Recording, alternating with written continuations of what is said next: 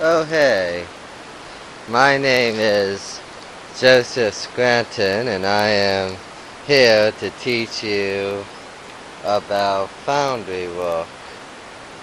Now today I will teach you about fire safety.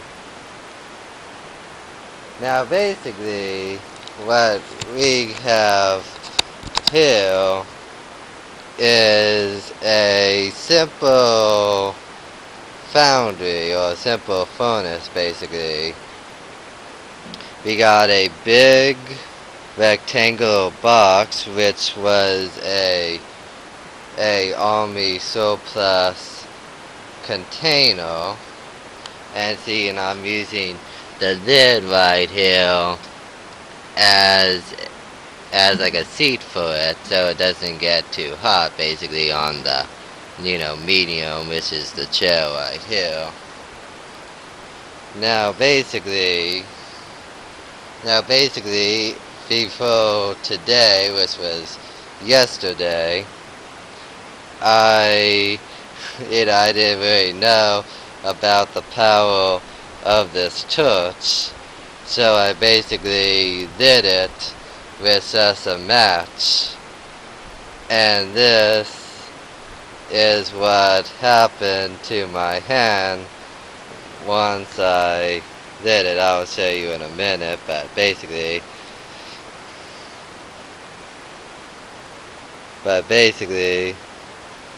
this is what happened.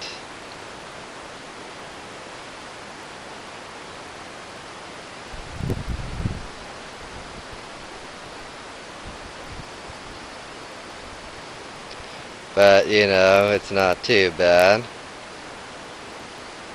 So basically what I did instead is that I got a stick lighter, and this would be good for me to light it, to light it in a much safer way. Oh yeah, and also I recommend you actually getting these welding gloves. See, these are all leather, not too expensive. An adjustable wrench, and of course you'll need a propane tank. I mean, I'm not gonna light this up today, or maybe not even yet, but basically I'm just telling you what you'll need. Also, safety goggles, not too bad. And see, this is the stick of the propane torch. I'll show you where the propane tank is. See, the propane tank is right there. Not too bad. See, it's nice and full. This is my stick. See, my stick right here. It's a nice long, a lot of bugs and stuff. Anyway, see, this is my stick. It's a nice long stick, not too bad. See, that's the pull out a stainless steel crucible that I have. That's what they call it. Basically, I made this out of a cheap outdoor bottle cup, and I linked it together with chainmail.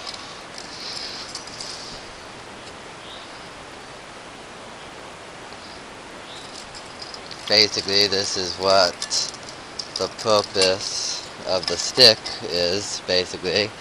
I'll show you in a minute. Let's see. There it goes. Almost there. Don't want it to be slipping off. That must be good.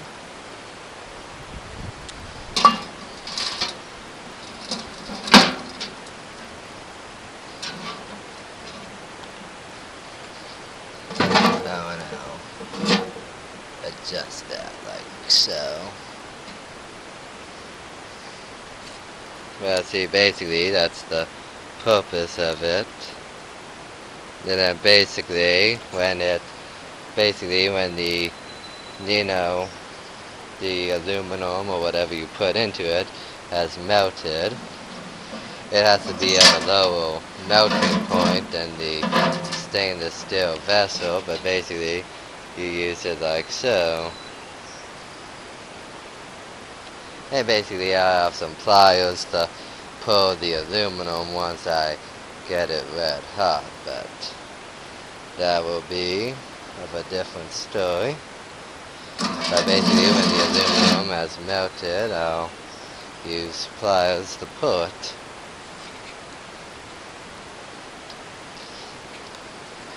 And see, I drilled a big fat hole through this end, like that. See, it's kind of adjustable. Not too bad. And then on this end, I drilled some gas hose so it can flow up. Well, see, that's if I want to get the lid on, which is right here, which has 5 holes drilled on the top. In fact, I'll basically show you it. Yeah.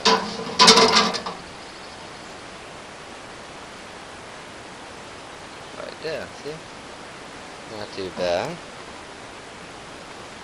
Well, basically that'll be all for today, but I hope if you build this, you will bear the safety rules in mind, you know, get the goggles, the gloves. Oh, I'm wearing a coat because you will get dusty, even though, you know, it's not 100% necessary, but, you know, it's so you don't get all dirty and dusty and all that. This is basically what it looks like. Yeah, see? See? Not too bad, see? Nice little coat right here. So yeah, that's how you don't get all dusty and all. Not 100% necessary, but see? Perfect.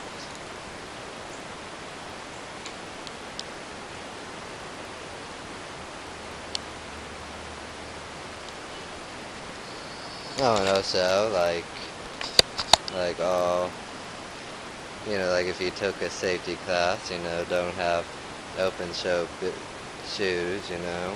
Boots are perfect, but they're optional too, but you don't want anything that's open toe, like sandals and all. I mean, I hope you'll look up some good safety rules and procedures and all that, because fire, you know, because see, fire is hot and it burns. But, you know, I didn't get too badly hurt, so, you know, that's good. And you know, the second time I used the gloves lighting it, and it burned my arm a little bit. Not too bad, I will say. You know, not too bad, because, you know, it could have been worse without the gloves on, but see, as you can see, you know, protection is always of the essential. But yeah, see, not as bad when you wear the gloves, but basically I learned my lesson and got a stick lighter, which should, I hope, keep me from getting badly burned again.